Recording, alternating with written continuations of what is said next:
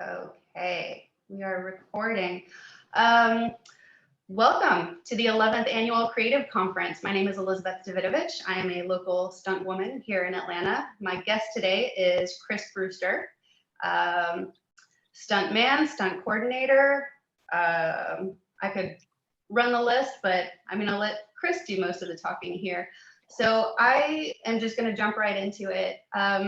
Me personally, I was drawn to stunt work because it was such a perfect combination of art, athleticism, and science. It really appealed to all of those things, and it was such a perfect combination. What is the essence of stunt work to you? What's the draw? What's the appeal?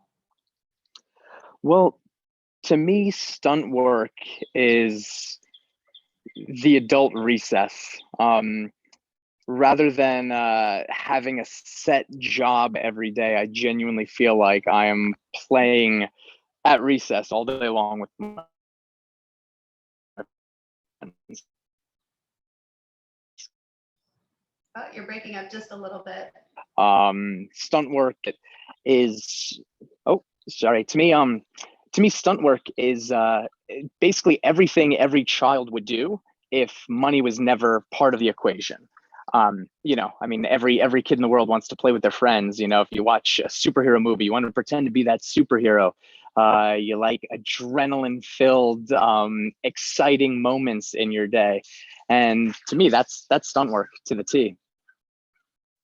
I I agree. I have a hard time not giggling after doing certain stunts, which might take away from how potentially catastrophic it is, but it is. It feels like very grown up playtime. Um, what are some of the universal character traits that you find in true stunt people? I have heard expressions like intestinal fortitude and heart of a warrior. Um, I find that generosity is something that I see as a universal quality. Generosity more in ego, because you're giving credit to someone else essentially for all the incredible things that you do. So, from your perspective, what are some of the universal character traits of a stunt person? Well, I think what really is exciting about stunts and makes stunts such a different career path than most is I genuinely think every single person in stunts is a beautiful and unique snowflake. I think everybody is completely different. So it's very hard to find the universal traits that actually link everybody. Um, I happen to be friends with some stunt performers who uh, aren't afraid of anything. I mean, they have the most courage out of anybody I've ever met. But then I also have a lot of friends who are very successful stunt performers, and they're afraid of everything. They just whereas the people who aren't afraid just kind of go for it, and they just kind of have that gung ho mentality. The people who are more timid almost seem to learn the science behind stunt work a lot faster because they will be the ones who, if they're standing on top of a building and have to ride a wire down to the ground, they're the ones asking the questions. How is this wire going to protect me? How am I going to do this safely without hurting myself? And I don't think either one makes a better stunt performer. I think that having a good blend of the two is almost the perfect world, because if you aren't afraid of anything, you're not asking the right questions, and if you're afraid of everything, stunts might not be the right path for you. But I genuinely think that in the stunt world, with every character trait there can be, you get this beautiful blend of some people who are incredibly athletic and good at absolutely everything they do, and then you find some people who only do one thing, but they are the absolute best in the world at what they do. And it's really cool because every single day you are working with a new group of people, and there's so much to learn. I mean, the person who has mastered their one art, I mean, they could teach lesson upon lesson. And when I work with somebody like that, I'm just sitting there with a notebook, just taking notes and constantly learning.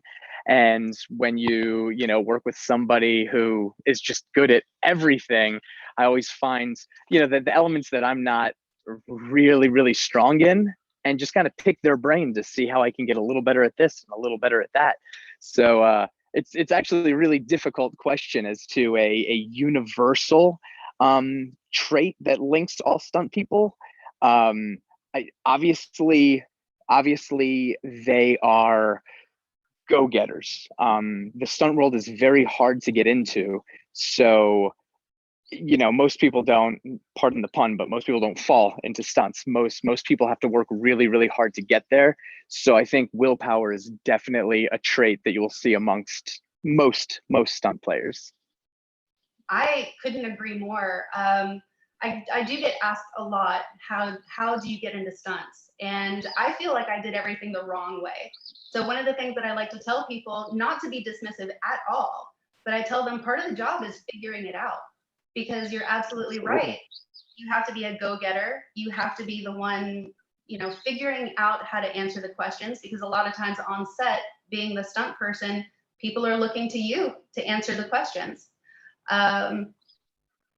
So moving on from that, and I do find that very encouraging, because when I first started stunts, I actually did it because I was so timid, and I felt so contained and held back by my timid nature, that I started thinking, what's the scariest thing that I can think of? Getting up on stage and projecting to a big room. So I became a theater major. And I discovered that by slowly taking steps outside of my comfort zone, I was expanding my comfort zone. So I really appreciate you saying that. And I think that it would be very encouraging to people who might think they're not cut out for it because they're so methodical. But like you said, those are the ones asking the questions, learning the science. And I love having people like that on my team, because I know they did their homework.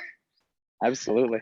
Well, and I feel like that's like the quickest way to grow in any career is, you know, absorbing all of the information that you can and learning.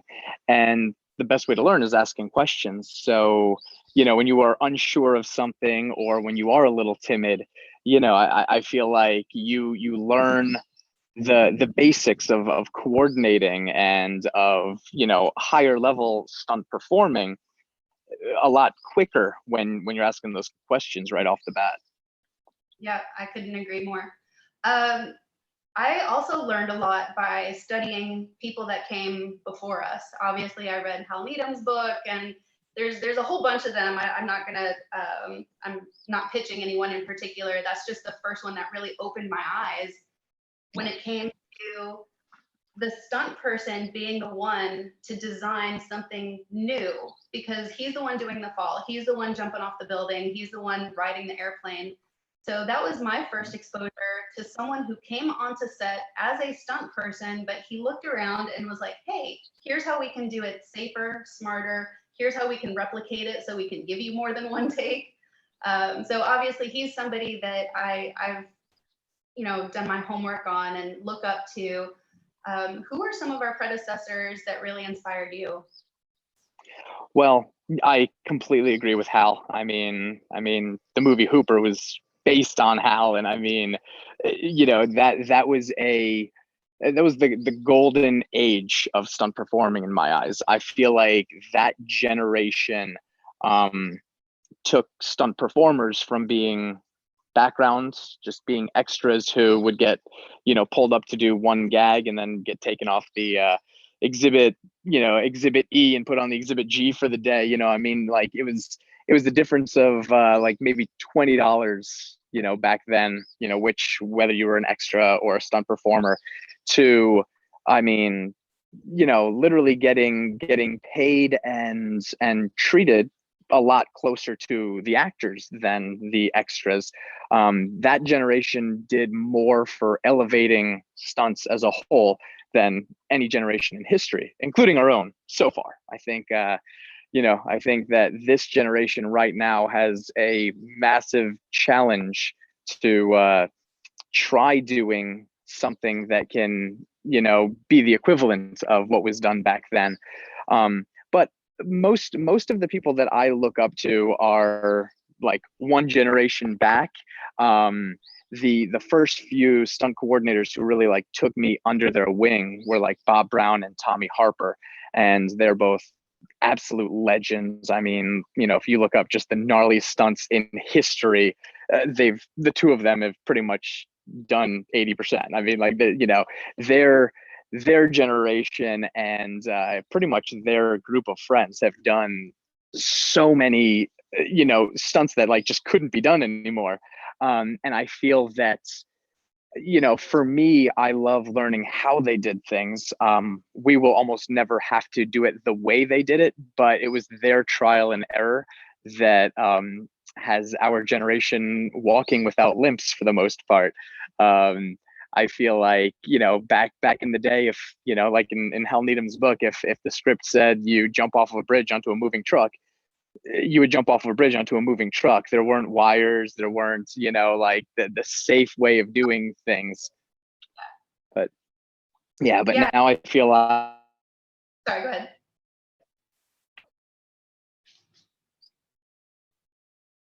It seems you're frozen for a second. Oh, no, I just, yeah, whenever I think about Bob Brown's High Fall on Fire, which any of you can go to YouTube and find it. The man is absolutely legendary, but that's one of those stunts where even just thinking about it, trying to put myself in his position and imagine what it would be like to be set on fire and have to go through a window and do a fall at that height. Like you said, no one's probably ever going to do a stunt comparable to that because we've got wires and we've got, all the technology that we don't have to put ourselves in such danger. Another stuntman that comes to mind is Dar Robinson, who another legend that absolutely, unfortunately lost his life pushing the boundaries of what it is that we do. And for those of you who are listening and don't know who those two people are, I strongly recommend looking them up, because that, like you said, those stunts are not going to be replicated. And it's wonderful that we still have Bob with us. So it's wonderful that the fact that he's only a generation away, we can still pick his brain, we can still talk to him and absorb from him. On that note, I was told very early on in my career that it's not a matter of if you get hurt, it's when. I assumed that was all physical, but I know that I've suffered physical, mental anguish, emotional pain. Out of all the things that you've experienced in your career, what was the most painful, but more importantly, how did you recover from it? Oh, I've had a couple pretty decent physical injuries. I tore my Achilles, I broke my leg, I tore my bicep.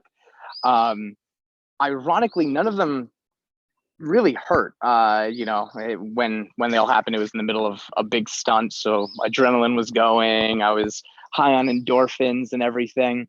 I think the worst part of it was the fear. When you train your entire life to be at a specific level of any sport, or to me, stunts it's an athletic career, at least stunt performing.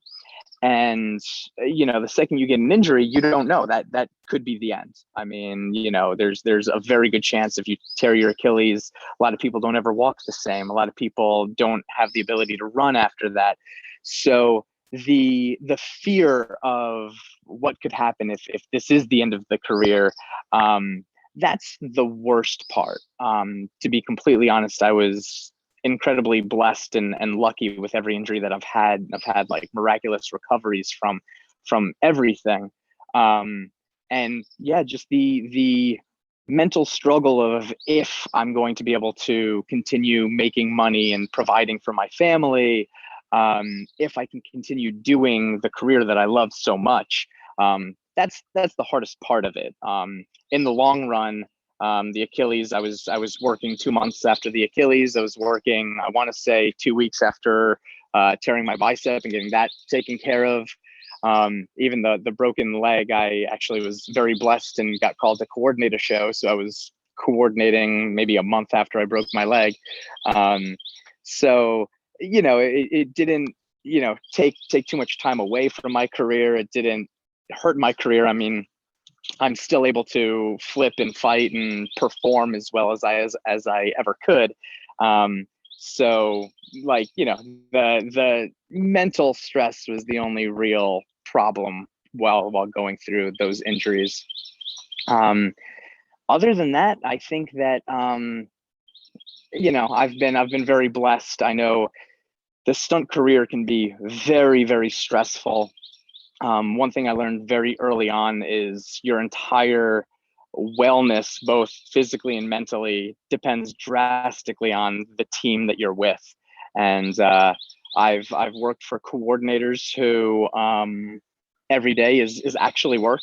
You're going in and you have to just kind of grin and bear it. And there's a lot of coordinators who shouldn't be coordinating. There's a lot of coordinators who just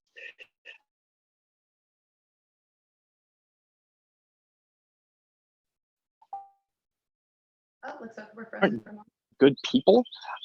So working able to, but more often than not, I've been able to kind of team up with the coordinators that I really love. And I've learned that a strong coordinator, they're the captain of the ship. And if you get a strong coordinator who has like a really positive energy, it's contagious. Everyone who's working for them, everyone who's working with them can't help but have that same positive energy.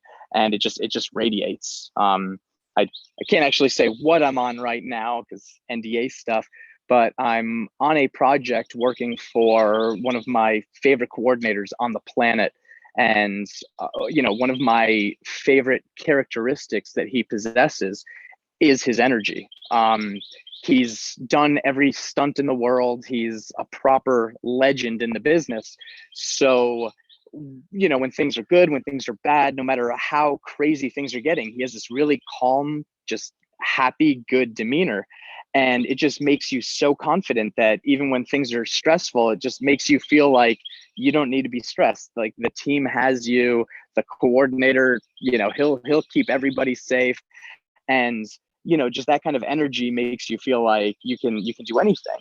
And that's one of my favorite things at this point in my career is just finding the people that I like to work with and just latching on and just staying with them as long as possible. Yeah, I know I've said this to you in the past before, but I'm a firm believer that you are a reflection of the people that you surround yourself with. So I can't imagine how validating that must be for you to be working with someone that you hold in such high regard. I also worked for a coordinator at one point pretty early on in my career. I was very limited, and the first few coordinators that I worked for were super intense, and it wasn't a lot of fun. When I worked for this guy, I was so impressed with how he was able to command a set he was so quiet. I don't think I even heard his voice like the first half of the day, but he commanded so much respect just by the positive energy, by his calm nature. Everyone felt like as the chaos was building, they would just look around like who's in charge, and they would look at the stunt coordinator and you could see them visibly relax. And I just remember thinking, that's what I want to be like. You don't have to be loud. You don't have to be abrasive. You don't have to be a million different terrible things. The more confidence you have in your abilities, the more prepared you are. It really does. It speaks volumes of your character, and it creates an atmosphere on set that I firmly believe makes the difference between keeping people safe and unnecessary mistakes.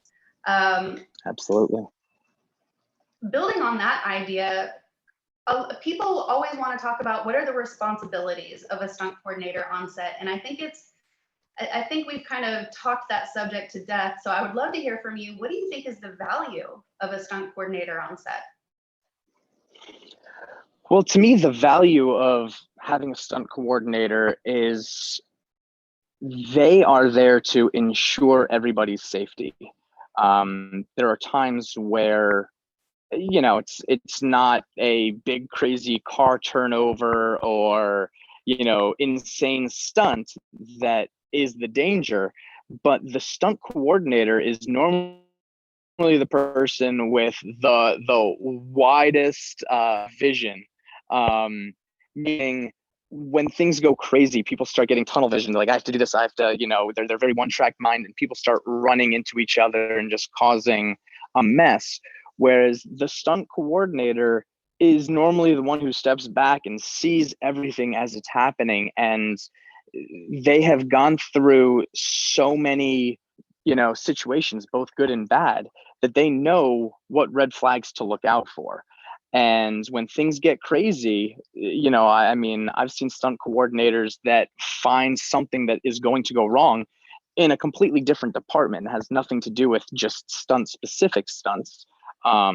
It's just, they've dealt with, high pressure situations and dealt with potential problems so much that they can kind of pinpoint what's going wrong and fix it before it becomes a problem. I think that having a coordinator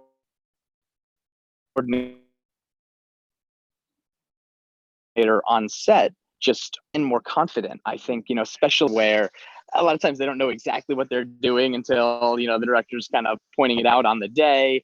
They'll read in the script, oh, this is going to happen, but they're like, it could be CG. We might really try it. Maybe I'll have a stunt double. Maybe I won't. There's a lot of learning that takes place on the day. And when the actor has met and is comfortable with the stunt coordinator, you will always see that actor at more rest when things are, kind of coming up and they are preparing for the action of the day. That makes a lot of sense. Now, when you're coordinating, how early on in pre-production do you like to get involved? Well, I think there's actually a pretty drastic difference between what some producers look at as stunt coordinating and full-on action design. There is a job of stunt coordinating that is just that. It is coordinating the specific stunts. And if the coordinator is well versed, you can bring the coordinator on days or, a few weeks ahead of principal photography, and they can ensure everybody's safety.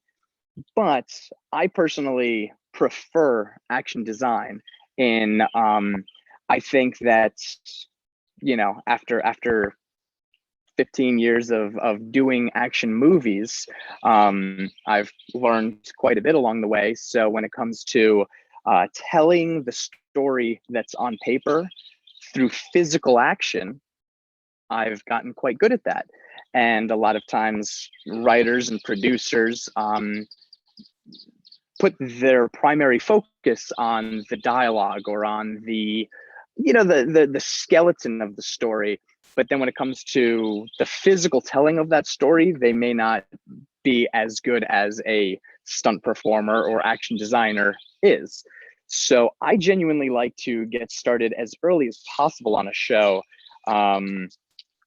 sometimes 3 or 4 months out, so that I can train the actors to physically be the character that they are emotionally creating. And so that I can help not only design the action that's on paper, but help create the action that they're putting on paper. A lot of times, something will be written and, every stunt performer and stunt coordinator has seen this 1,000 times, where what's written is completely out of this world. And they're like, oh, a fight's going to take place on top of, two giant semi trucks while they're smashing through traffic in the middle of New York. And we'll look at that and we automatically know if this is a TV show and it's just one episode, you're not going to have the $40 million to shoot that one scene. So we can point that out right off the bat and just say, hey, just so you know, this is like a $40 million scene. You're going to be paying for this. You're going to be paying for this. If you have people on top of, moving vehicles, here's the trust structure that you would have to build out. Here's how you would be safetying them. This is how much rehearsal you'd be looking at. And once they realize kind of what they're looking at, and they decide they want a cheaper, more reasonable option, we can give them those options. So I imagine that from a production standpoint, that also makes it more cost effective. I'm sure some people think, well, the longer I wait to hire a stunt coordinator, the less I'll have to pay them. But then you end up doing so much on the day, which we all know is far more expensive. So yeah, so again, I imagine that it would be not only cost effective, but it would help with scheduling as well, because the more you know in advance, the smoother everything is going to go. I want to jump back just real quick. You mentioned that you've been doing this 15 years. Yes. So one of the things that I also tell people when they say, hey, I want to be a stunt person, depending, I ask a lot of different things, but one of the things that I really try to put into people's minds is what makes you worth getting paid what a stunt person gets paid? What is it from your background? What skill set? What value do you have that makes you worth 4 digits just to walk in the door? And I know it's kind of a crude way of phrasing it, but really what I'm trying to illustrate to people is establishing your value. Hollywood was not created to give you a job. If you have a value and a utilization, Hollywood will use you. So I try to put it in terms of what is your value?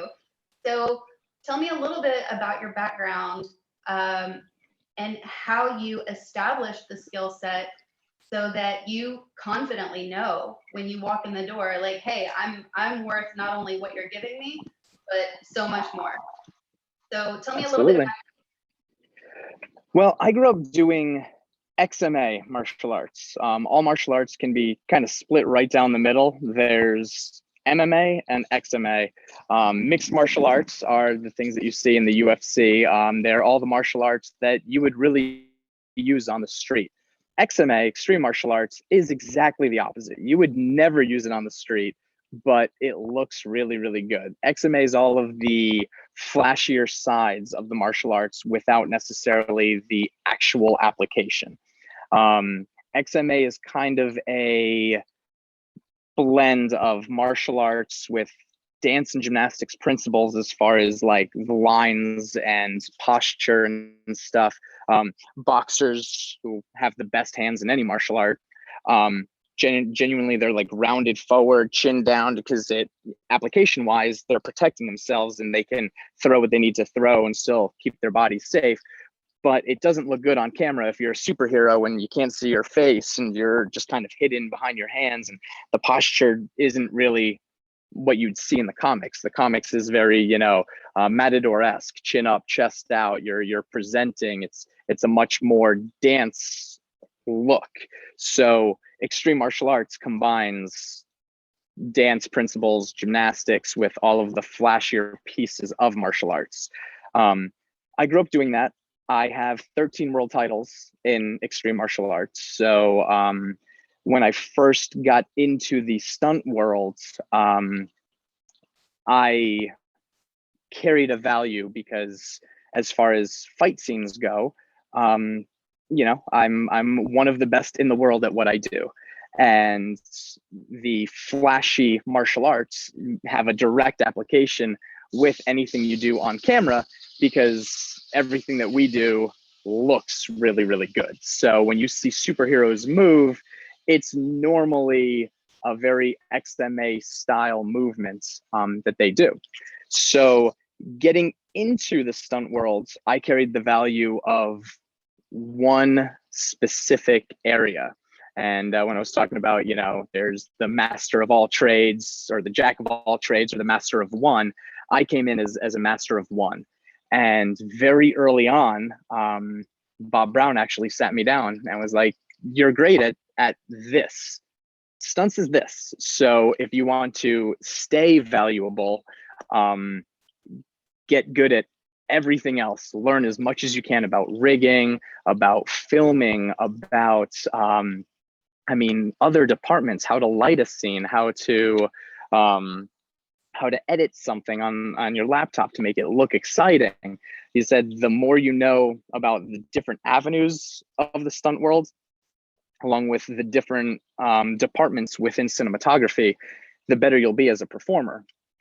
And luckily that started my 15-year journey in studying how to become a fight coordinator. I've spent a lot of time studying where to put a camera to really tell the story that you're trying to tell within the movement, where to put a camera to make the action look the best, how to make somebody look bigger and stronger or smaller and more, diminutive in a scene.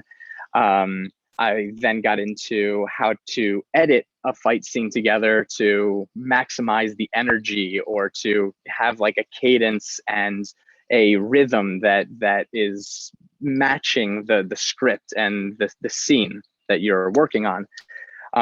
So I feel like I completely agree with your first point about you need to earn your keep. You need to come into the business with a skill set that has a value, and that value has to be worth at least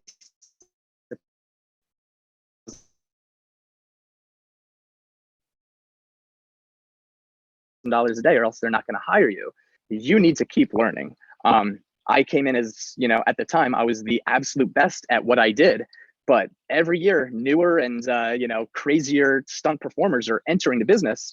And I mean, I've been doing this for 15 years. So 15 years after I got into the stunt world, there's people throwing moves that I can't even imagine throwing. I mean, the talent is just rising exponentially every year.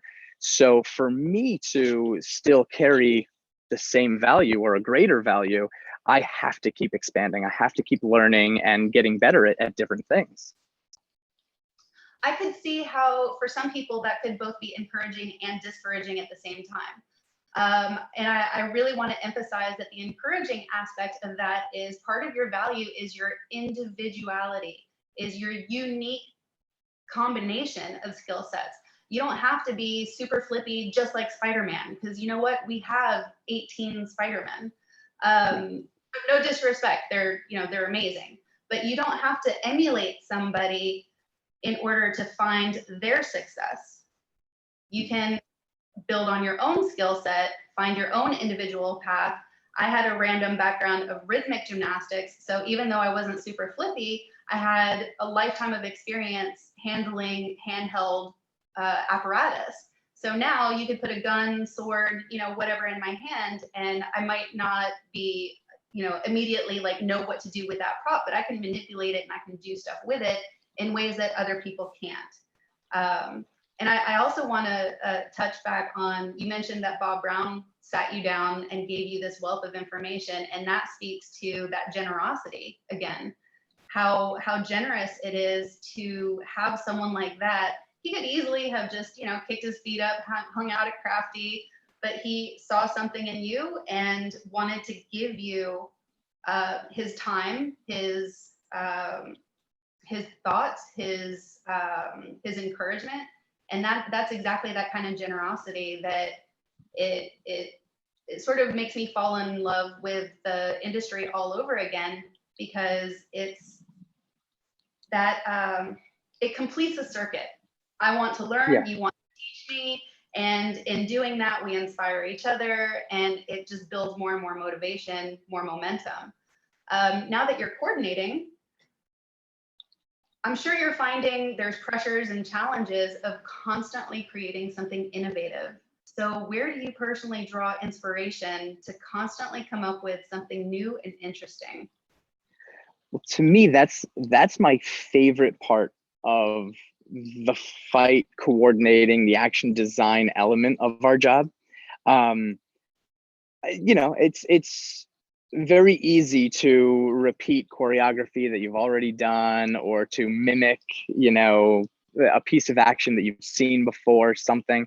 But to me, the most exciting thing is when you read a script and you're able to start with just a blank slate and you say, what style or what do we need to do physically to tell this story?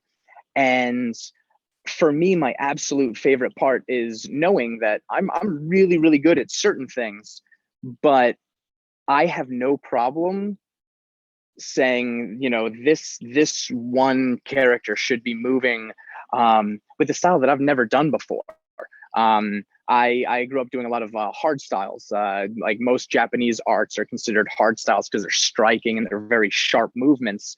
Whereas most Chinese martial arts are called soft styles because they're very fluid and flowy.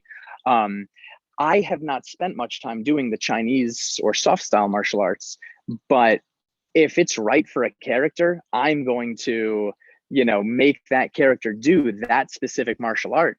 And I don't let my ego get in the way. If I'm not at the level that I want to be, one, I will study as much as I can and try to get to that level.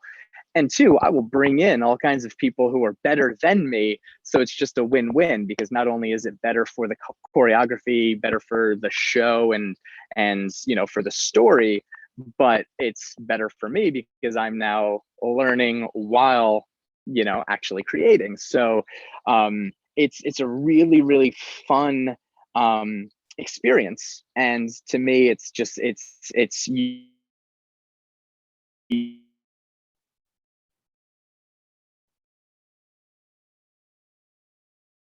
you never stop growing, and it's very bored very easily. So the fact that every day there's something new to learn and every new show is a blank slate is the most exciting thing in the world to me.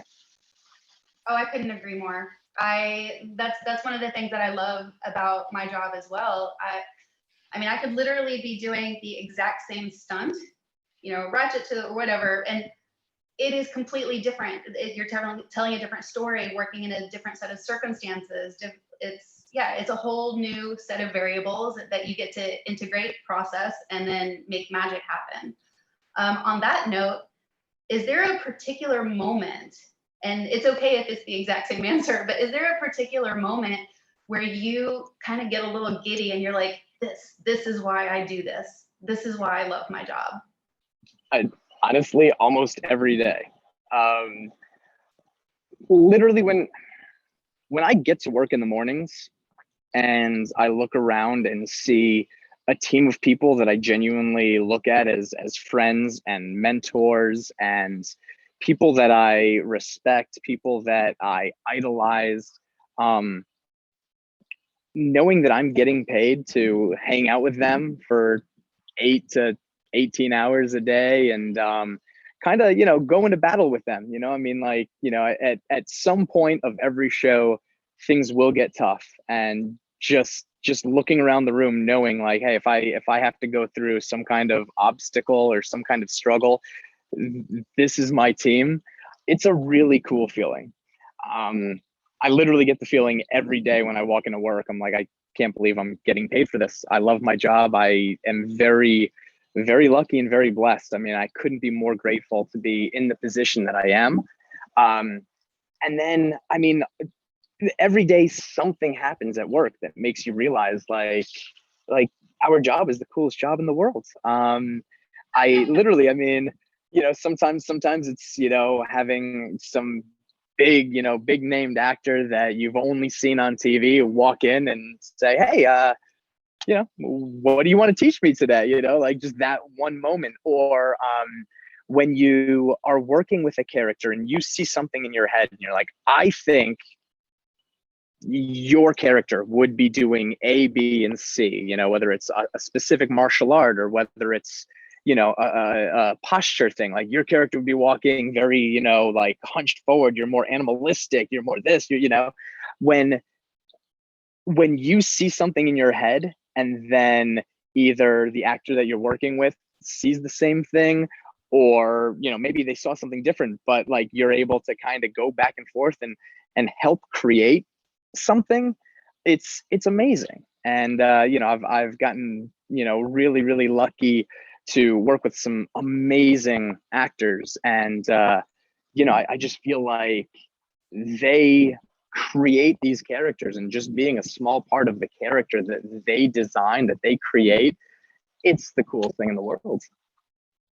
Yeah, to me, it almost feels like the closest thing to becoming immortal. It's something that you have created and participated in, that people found value in, and that thing is going to exist forever in exactly that state. And again, it's not about ego. It's not about me being remembered. It's I helped. I was a part of that. And again, one of the things for me, that manifestation, like you were saying, it drawing it from just a concept and an idea and seeing it manifest in reality, and everyone else is seeing the same vision. You make it happen.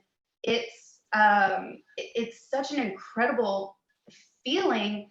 It's not to get too deeply philosophical, but another thing that we've talked about in the past is it's so much easier to destroy than it is to create. So the power to participate in the creation of something that other people have value in, I don't want to keep saying value over and over again, but it resonates with them, it touches them, it changes them, or maybe they just look at reality through a different filter. That is such a powerful feeling, and that's something that, you know, other departments can feel as well. That's not strictly stunts, but that's definitely something as well.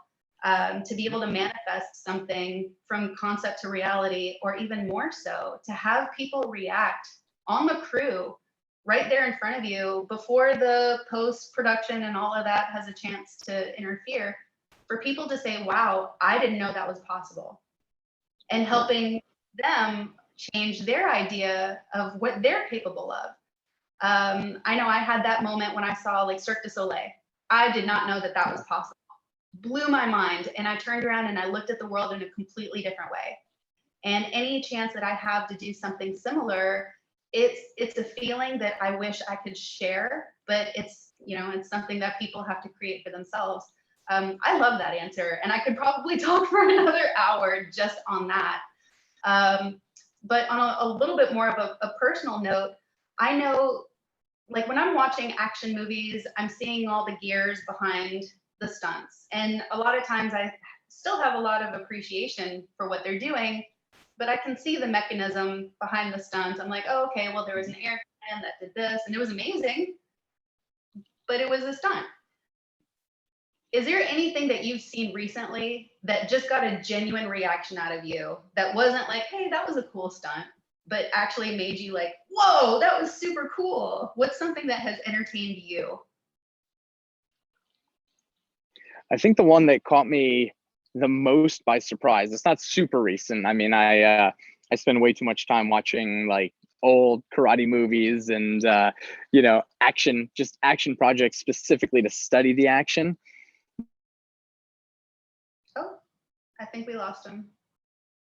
We're going to pause for a moment and figure out our technical difficulties. We'll be right back. And we're back after some technical difficulties, but we are here talking to Chris Brewster. And I just asked the question, what's something you've seen that got an emotional reaction out of you? The first law of stunt physics in my world is, for every action well executed, there is an equal and opposite emotional reaction. So what's something that got an emotional reaction from you? So ironically, the most emotional reaction that I've had in a really long time was off of a movie that wasn't a stunt movie.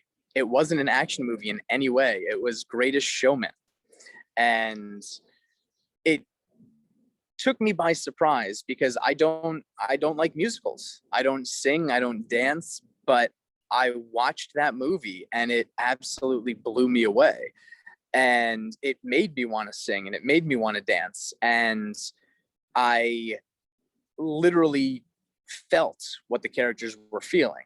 And I feel like I've spent so much time studying how to do that within an action scene that I know I can watch an action scene and know, okay, this one's, you know, they're doing this and this and this, and they're doing everything right. You know, the fight scenes in Warrior, you know, like within the action, you are feeling emotions. But it's been a really long time since I started genuinely feeling emotions watching something that wasn't action driven. And yeah, that one definitely caught me by surprise. And kind of inspired me to find a way to cause that kind of emotion within a piece of action? Yeah, there have been some car chase sequences where I find myself literally like holding my breath. I get so involved and so invested, and I sometimes laugh at myself. But that's when I know that they're making magic.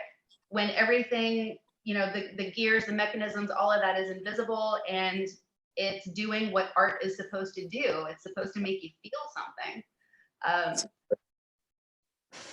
A really fun example of that, one of my favorite fights in all of cinema history is the final fight scene in Snatch with Brad Pitt and the bare knuckle boxer guy. Oh, that's right. And it's a Guy Ritchie film from a couple of years back, and I knew that I loved the fight. I've gone back and watched it numerous times, and I've memorized all the choreography, and I got really into it. But I wanted to find what it was that made me love that fight so much, because choreography wise, it's boxing. It's just a couple basic punches, basic reactions. There really wasn't too much to the choreography or the movement that makes it 100 times better than anything else. So I went frame by frame to watch the whole thing. And I started realizing there's all kinds of like mistakes. There's like they sell a jab from a profile where the hand was this far away from the guy, and you see it. They don't hide the fact that it's a blatant miss. Brad Pitt takes an overhand hook punch and he turns the wrong way. He turns up instead of down. They show the same piece of choreography 3 times within the same fight. There's so many mistakes, but there's so much like genius behind what they did. In the beginning of the fight, they keep cutting back and forth from like each character's point of view.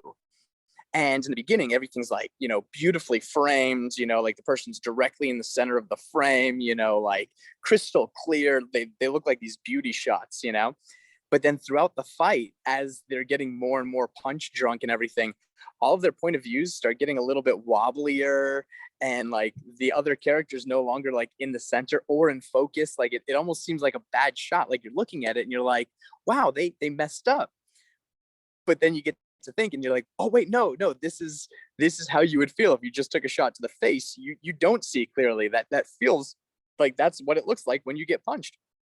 And there's so much genius behind the way it was filmed. And it took me 100 times of watching the fight to figure it out.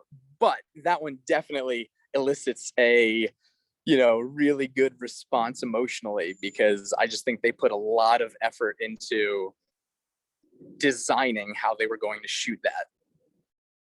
And I think that that's a beautiful integration of what you were talking about earlier, because clearly there was someone involved early on who understood that if we approach the technical aspects of the story and what's happening to the characters, and this is how we can show, by collaborating that early on, is how you end up with scenes like that.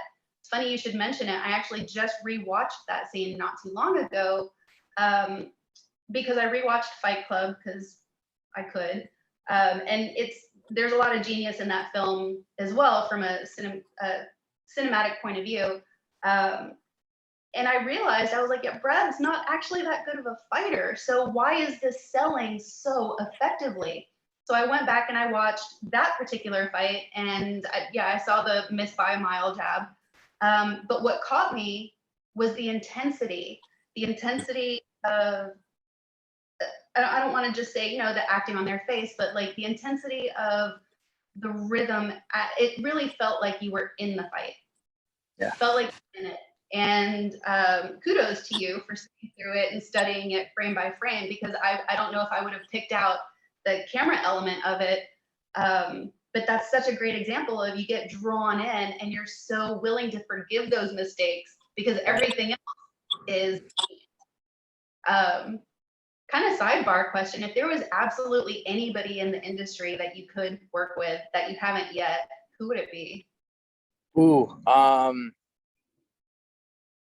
I'm totally blanking on his name right now, but the director of Scott Pilgrim. Oh yeah, okay. That was a brilliant, my God. brilliant. Yeah, I I think I'm embarrassed that I can't think of his name right now, but I think that, you know, he has such a unique view on the world, and I love, you know, I mean, what he did with Scott Pilgrim was, you know, find that happy medium balance in between video games and live action. And I mean, I've seen a million movies try to do it, and it turns out really lame and hokey, and just it doesn't work out. In that case, he nailed it, and I just I really really respect his vision there, and I would like to see his vision on anything else that he does. But I mean, and that's a short answer. There's probably about a million people that I would, you know, work with in a heartbeat if I got the opportunity. But I think that's like, if I had to choose right here, right now, there, you know, if every director in the world was working on a project and I could just pick and choose who I could go jump on with, it would be him. That's a good one. And Scott Pilgrim is one of those movies that I've even watched it on mute just because I wanted to start picking apart certain scenes. And Yeah. what was it that was striking a chord with me? Even just such simple things, but the fact that he was using as much practical action instead of CG, I think is part of the reason I was personally so attached to it. Something so simple, just like, you know, pretending like he's not home, and then you see him dive through the window in the background. Yep.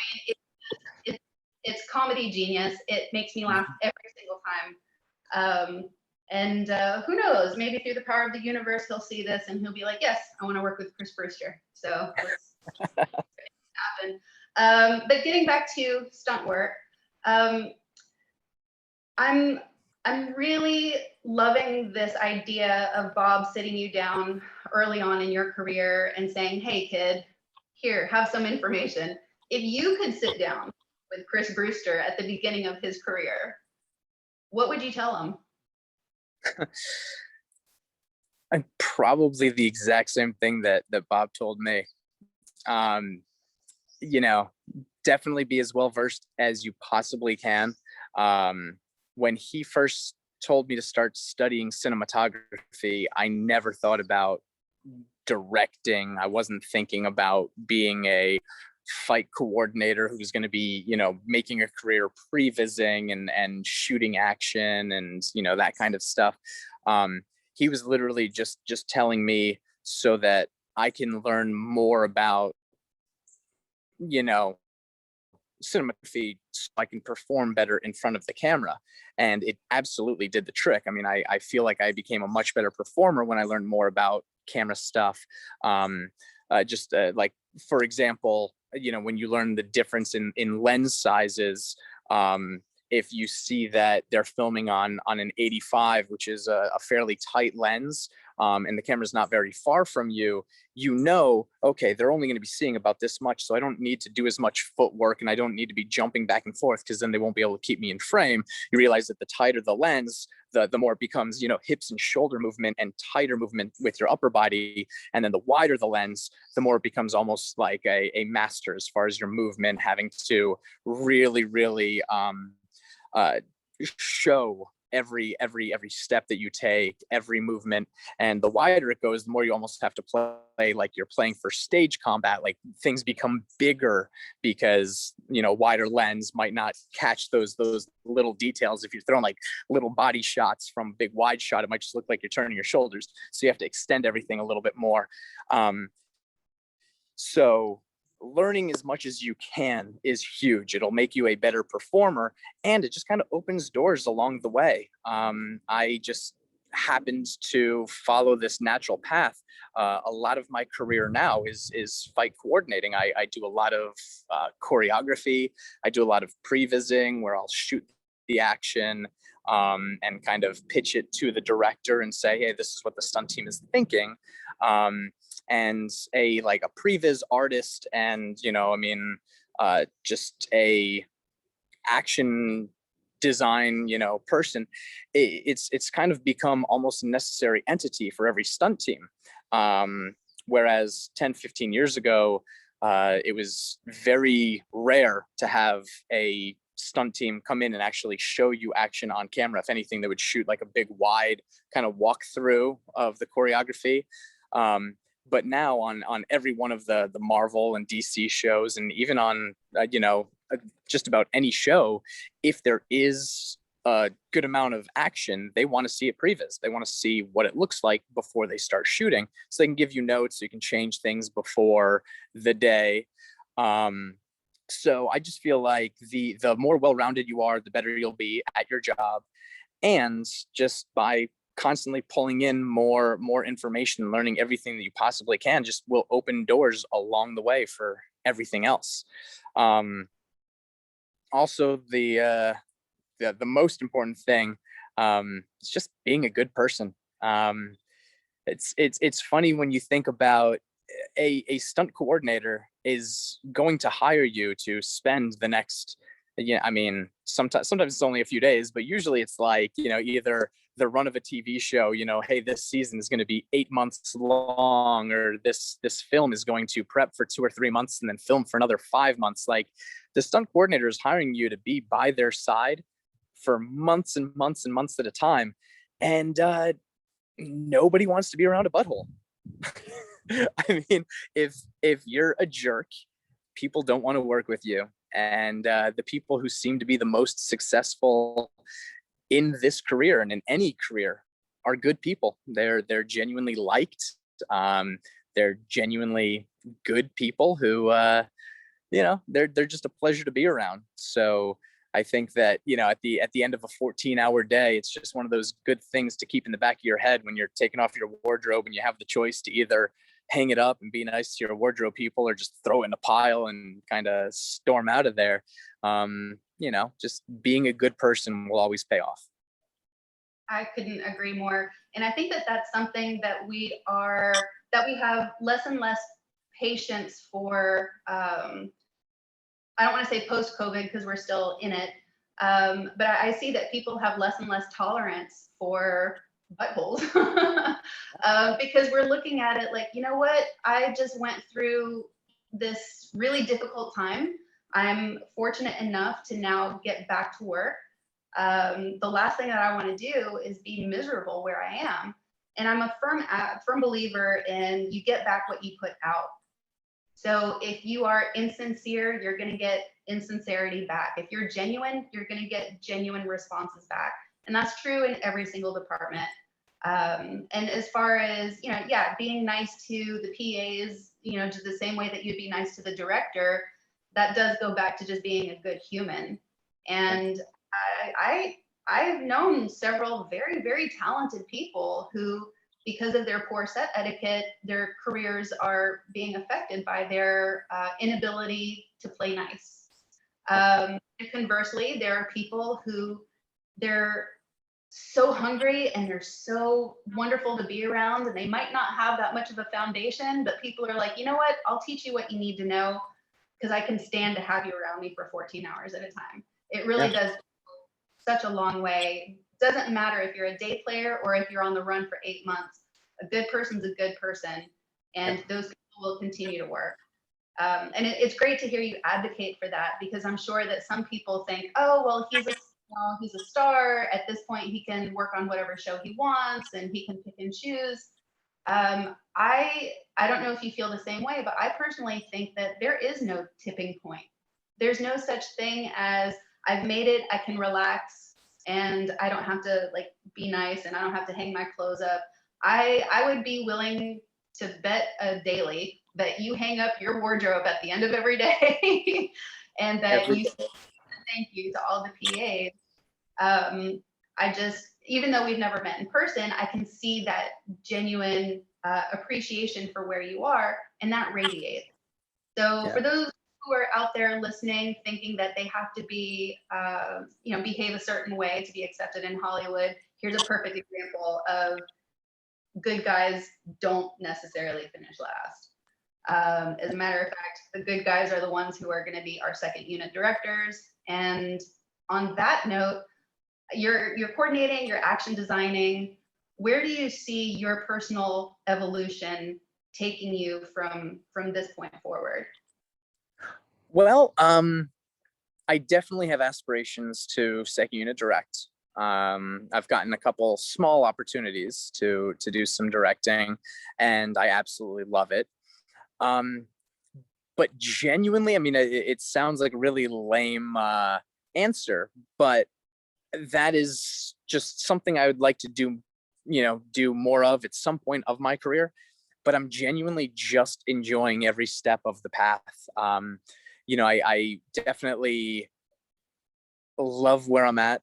I still love hitting the ground. I love performing. I absolutely love fight coordinating. I love stunt coordinating. I love every opportunity that I've gotten at this point. And I am just excited for more and more. The directing is an element that I would like to do more of at whatever point. Whenever those doors open, I will definitely take advantage of it.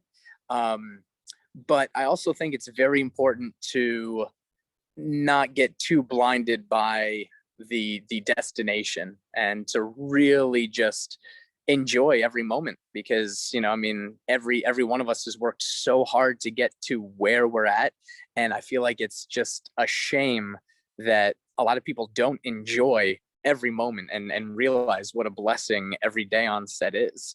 And I think that my biggest goal is to keep that mentality. My biggest goal is to keep appreciating every single day, every single job and opportunity, and not take it for granted. Because like you're saying a few minutes ago, there is no turning point, and who's to say if we're going to get another job after this one? Hopefully, we have, built our skill set and our knowledge base, to the point where we're valuable enough to keep getting hired, and hopefully we've been good enough people to everyone around us, so people want to keep working with us. But at the end of the day, there's no guarantee. So I just, my goal is to keep getting opportunities to work with good people and keep doing cool stuff, whether it's just as a day player in an ND spot, or whether it's 1Xing, doubling the main character, or coordinating, directing, like however it is, I just want to be a part of something cool. Well, I have no doubt that you will. I think that's a perfect note to end it on, and I can't thank you enough for taking the time to sit and talk with me. I could go on and on, because every single answer that you gave, I have like 10 follow-up questions. I would love to continue to carry on our dialogue. I wish you the best of luck. Please stay safe out there in every way possible. Right. Again, Gotcha. I want to say a very special thank you to Linda Burns for putting all of this together, the whole film festival, the creative conference.